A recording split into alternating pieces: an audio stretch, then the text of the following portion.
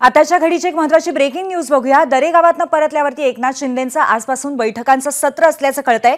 शिवसेना आमदारांची मुख्यमंत्र्यांनी बैठक बोलवलेली आहे। आज दुपारी ही महत्त्वाची बैठक वर्षा किंवा नंदनवनला होणार आहे असंही सूत्रांकडून कळतंय। एकनाथ शिंदे महायुतीतील आपल्या सहभागाबद्दल आमदारांना मार्गदर्शन या संपूर्ण बैठकींमध्ये करतील असंही कळतंय। या संदर्भात आपण आपले प्रतिनिधी सूरज सावंत यांच्याकडून अधिक माहिती घेऊया। सूरज, आज अनेक बैठका होणार आहेत असं कळतंय। या बैठकांमध्ये कोणत्या मुद्द्यांवरती चर्चा होईल, काय सांगाल?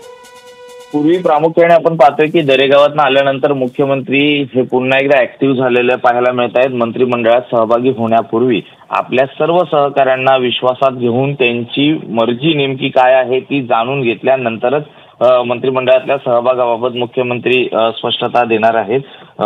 प्रामुख्याने जर आपण पाहिलं तर आज ही बैठक बोलवलेली आहे। त्यामध्ये शिवसेनेचे जे ज्येष्ठ नेते आहेत, आमदार आहेत, त्यांचा सहभाग असणार आहे आणि या आमदारांमध्ये मंत्रिमंडळात जी खाती आहे त्या संदर्भात चर्चा केली जाईल। विश्वासात घेऊन त्यापुढील निर्णय हा पक्षश्रेष्ठीचे भाजपचे आहेत त्यांच्याकडे कळवला जाईल। कारण आपण अनेक दिवसांपासून पाहतोय तर अनेक महत्त्वाच्या खात्यांवरनं रस्सीखेची सुरू आहे आणि त्यातूनच नाराजी नाट्य देखील आपल्याला पाहायला मिळालं होतं।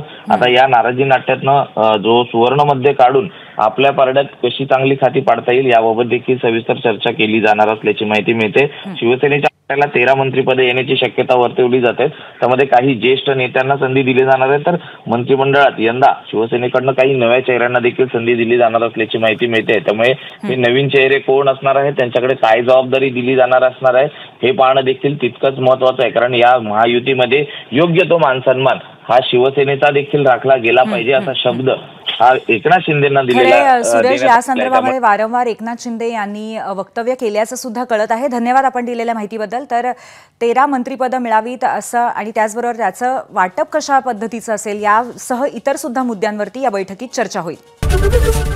एबीपी माझा, उघडा डोळे बघा नीट।